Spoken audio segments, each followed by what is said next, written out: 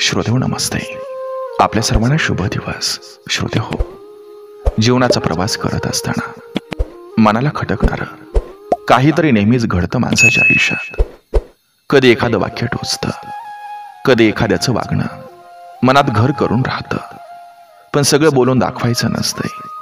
कधी कधी शांत राहणं हे देखील चांगलं उत्तर असतं. श्रोतेहो, वेळ जातो, तशा तशा सगळ्या जखमा भरत जातात, पण व्रण मात्र हे तसेच राहतात.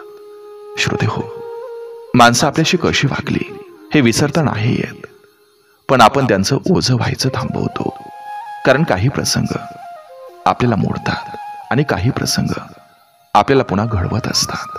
श्रोतेहो, कधी कधी आपणच आपल्या भावनांचं स्मशान बनतो.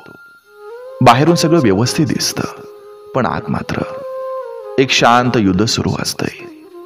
त्या युद्धात जिंकायचं नसतं, फक्त जिवंत राहायचं असतं. थोडं शांत, थोडं थकलेलं, पण अजूनही जगण्याच्या बाजूनं.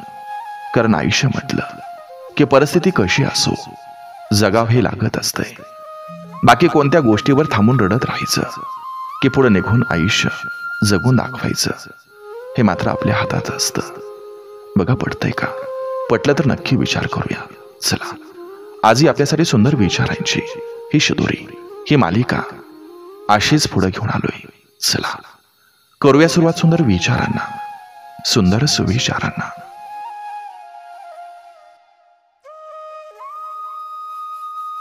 आत्मविश्वास ही अशी शक्ती आहे जी माणसाला अडचणीमध्येही उभं राहण्याची हिंमत देते.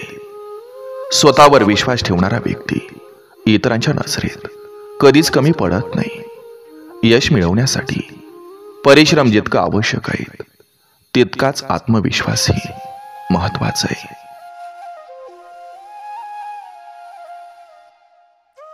स्वतःवर विश्वास ठेवणं हीच पहिली पायरी आहे. इतरांचं मत बदलू शकतं, पण तुमचं ध्येय ठाम असलं पाहिजे.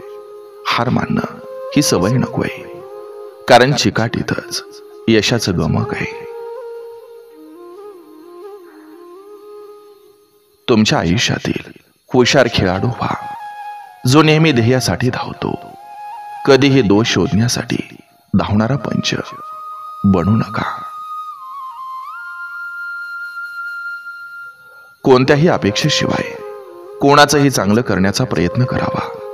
कारण एक जुनी म्हण आहे, जी लोक नेहमी फुलं वाढतात त्यांच्या हातात नाही नेहमी सुगंध दरवळत राहतो.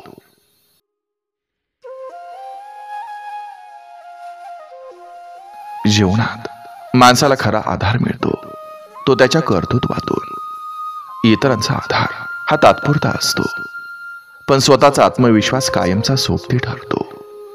आधार मागण्यापेक्षा स्वतःला आधार देणं हे श्रेष्ठ आहे. आयुष्यात स्वतःचं अस्तित्व दाखवून दिल्याशिवाय कुठंही आपल्या उपस्थितीची दखल घेतली जात नाही. आयुष्याचा सगळंच निर्णय आयुष्यावर सोडून दिलं तर माणसाला फक्त जिवंत राहता येतं, जगता येत नाही. कधीतरी दुसऱ्याकडून होणारा अपमान हा जीवनाला चांगल्या स्तरावर पोहोचवणारा मार्ग ठरत असतो.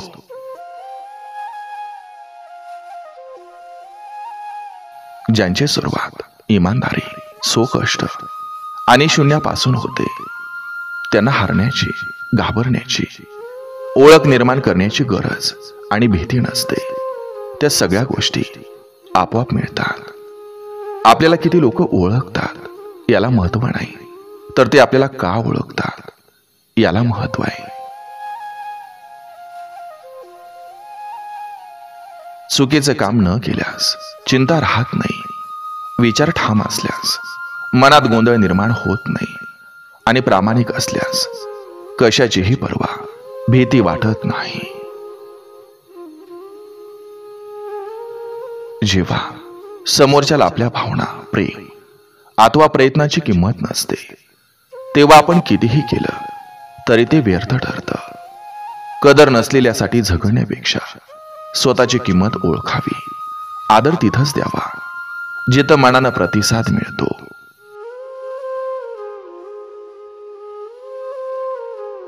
कठीण रस्ताच तुम्हाला नेहमी सुंदर ठिकाणी पोहोचवता. सन्मान लक्षात ठेवला तर अहंकार वाढतो. सन्मान करणारा लक्षात ठेवला तर कृतज्ञता वाढते.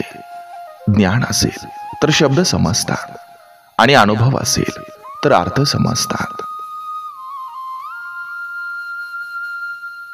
पुण्य दिसत नाही, पण वेळ आली की बरोबर उभवता येतं. कारण कमावलेल्या पैशाचं काम जिथं थांबतं तिथूनच केलेल्या पुण्याचं काम हे सुरू होतं.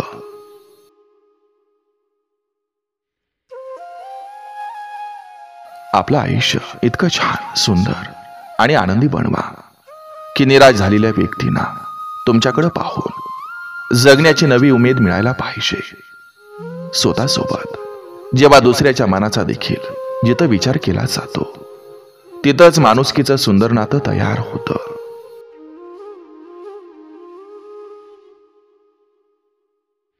सगळं चुकीचं नसतं, फक्त होकार, नकार आणि माघार कुठं घ्यावी एवढं कळायला हवं. ज्यांनी तुमची धडपड पाहिले फक्त त्यांनाच तुमच्या यशाची खरी किंमत कळते.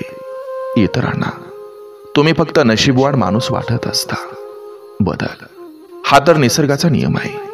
फरक इतकाच आहे की वेळेनुसार काहींची मनं बदलतात तर काहींचा दिवस. स्वतः जिंकायचंय की दुसऱ्याला हारलेलं पाहायचंय हे आधी ठरवलं पाहिजे. कारण आजकाल लोकांना स्वतः जिंकण्यापेक्षा दुसऱ्यांना हारलेलं पाहण्यात आनंद मिळतो.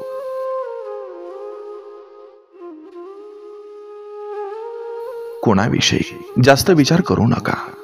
कारण कितीही अभ्यास करून न समजणारा विषय म्हणजे माणूस. जीवनात जर शांतता हवी असेल तर दुसऱ्यांशी वाद घालण्यापेक्षा स्वतःला बदलून घ्या. कारण पूर्ण जगात कार्पेट टाकण्यापेक्षा स्वतःच्या पायात चप्पल घालणं हे जास्त सोपं आहे. आपल्यासोबत दुसऱ्याचंही चांगलं व्हावं अशी मानसिकता ज्यांची असते त्यांना आयुष्यात काहीही कमी पडत नाही. भूतकाळ आधीच निघून गेलाय आणि भविष्य काळाबाबत तुम्हाला कोणतीही माहिती नाही. तुम्हाला जगण्यासाठी एकच गोष्ट आहे आणि ती म्हणजे वर्तमान काळ. त्यामुळे वर्तमानातच जगा. सामंजस्यातूनच खऱ्या प्रेमाचा जन्म होतो. सामंजस्य असेल तर प्रेम नक्कीच कळतं.